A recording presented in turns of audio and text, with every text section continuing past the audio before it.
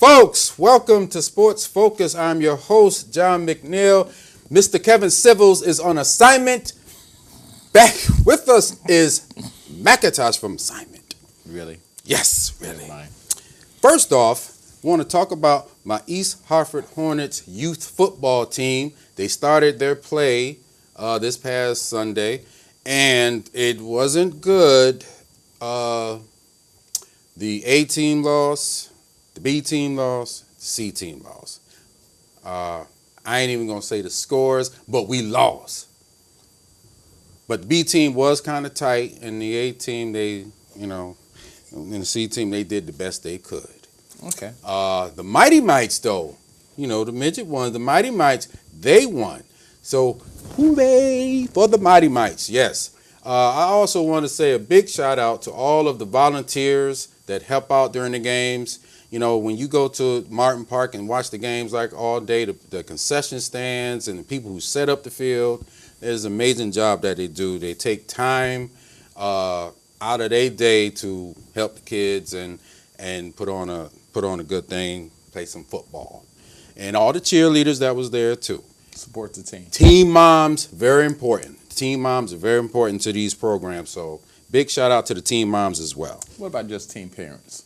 Well, the team moms that's on the field, keeping the kids in line, counting plays, things of that nature. They play a real important part in helping this thing go. Okay. So, now, the NFL has jumped off week 1. Hooray! Yes, it's back.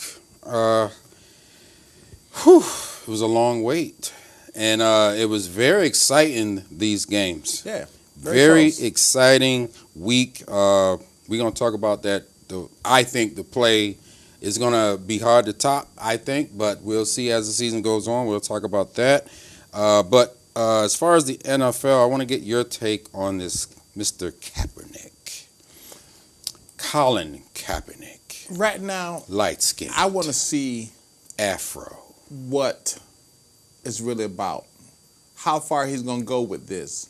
And what is his motivation to start all this? Because he really haven't sitting there and explained himself fully so everybody know what's going on. Yeah. He just went, just lay it like just like a little foundation, but haven't really went into details. So I just want to see what How do you feel about, so basically now every time you watch a game, because it happened in the New England game, national televised game. They pointed out the players that either sat down or kneel. In this case, Martellus Bennett, they put up their fist. They had the black glove on. I think that's kind of cool that you could recognize that and understand that those brothers and sisters, they did something back then in those days. Right. And they was standing up for something. I think what you're saying, he needs to come more correct in where did all this come from. Yeah. Not just, did someone he know, pass away with all this violence, or is this him just trying to come up and he's not the starter and get a name? We don't know, but, I applaud these athletes for doing this, because usually a lot of athletes, they don't say anything. They worried about the money. True. So when these causes and things like this is coming up, they don't say anything. So I applaud them, and I applaud Colin Kaepernick for stepping out there, and because the NFL is king. NFL is king right now in this country as far as sports, and you have the Cowboys. They are the #1 most valuable team in all the world. So the NFL has a lot of power, and he's going against a real machine right now. So we'll see how this goes. Now, let's get to on the field.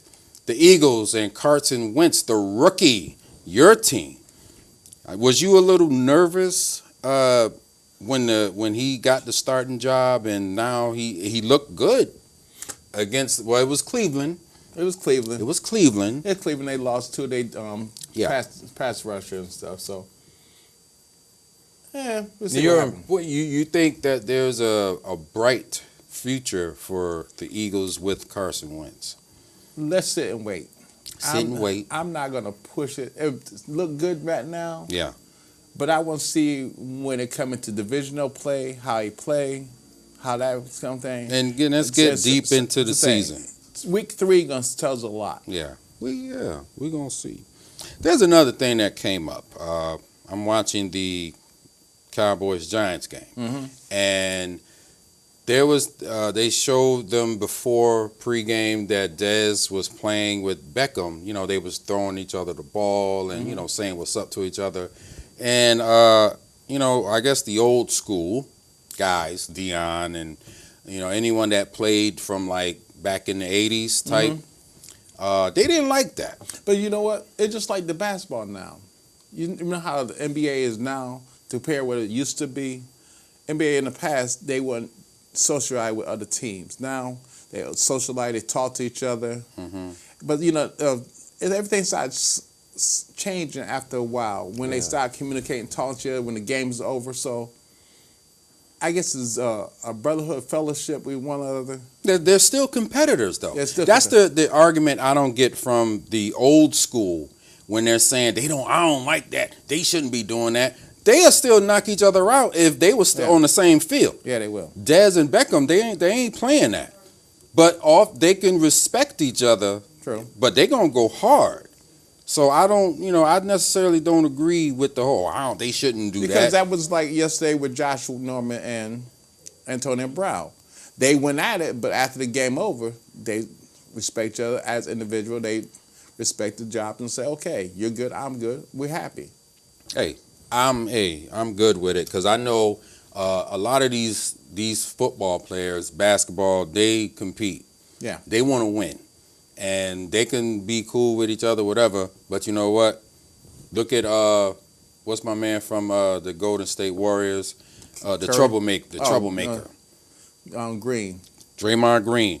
Him and LeBron went at it, and LeBron, you know, LeBron is a competitor like no other, and he still, you know, dapped him up after. No problem with it. If they're friends like that, they can be friends.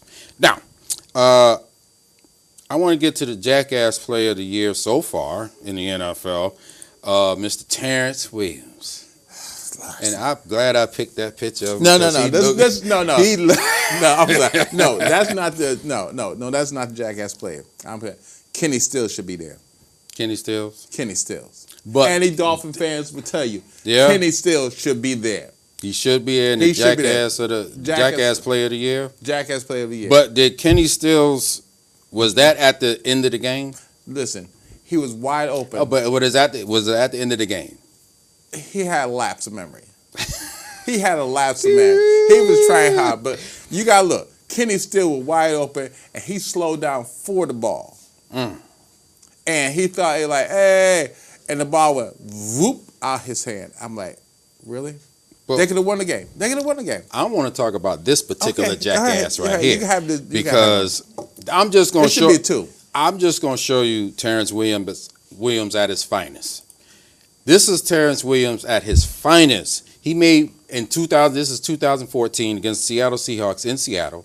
He made, which, my opinion, the Player of the Year because the way the situation is like 3rd and 20 in Seattle. You know, Seattle don't play that.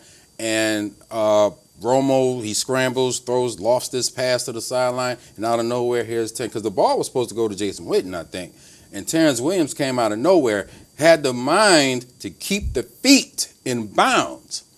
This is why he's a jackass, because he knew, hey, I need to do this.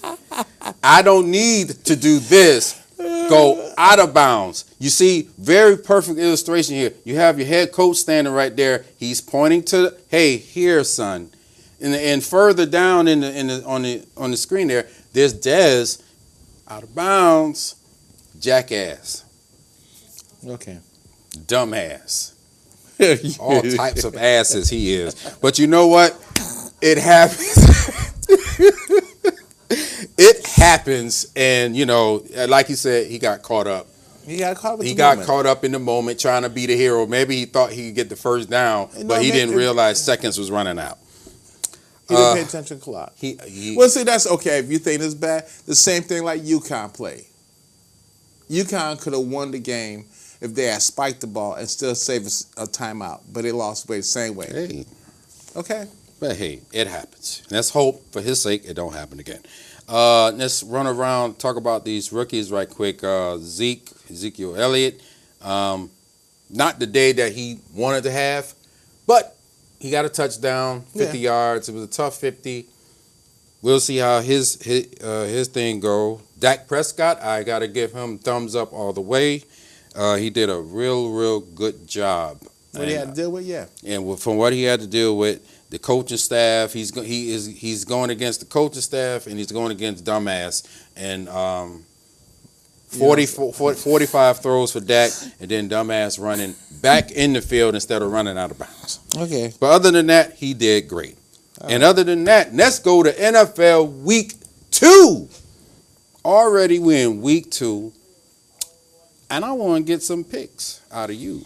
Let's start off with, and also I want to mention the play. That's why I was saying the play of the year so far was Oakland at the Saints. Yeah. And they went for 2.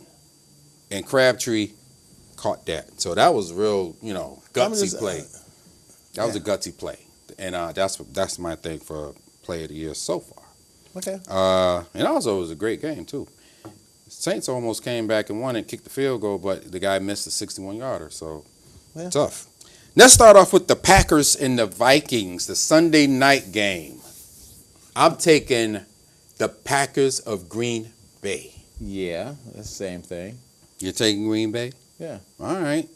How about the Eagles and Bears? I'm taking my Eagles. You going to take the Eagles? Yeah. But I think the Bear probably going to eat that Eagle. So I'm going to go with the Bears. It's you to say something like that.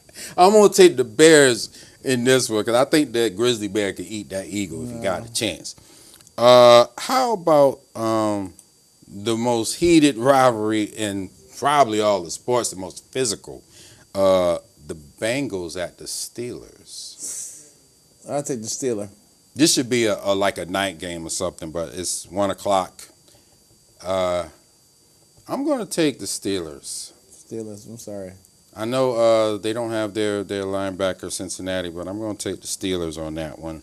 And an interesting game. What game? Tampa Bay at Arizona.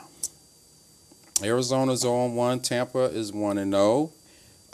I'm going to take the Buccaneers. I'm going to take Tampa. I'm a believer in Jameis Winston. I think something's up with Arizona. I know they've been the sexy pick for the last few years, but I think Tampa Bay is going to come through. Let's see. Running backs. Doug Martin, David Johnson for Arizona. Backup running backs. Chris Johnson for Arizona and Charles Sims, who had a touchdown. Wide receivers. We ain't got time for that. Who got the better set wide receivers? I'll take Larry Fitzgerald any day, so I guess Arizona. I'll take Tampa Bay. Tampa. Dallas and the Foreskins. Yeah, I'm taking the Redskins. Taking the Redskins. I'm going to take them Cowboys.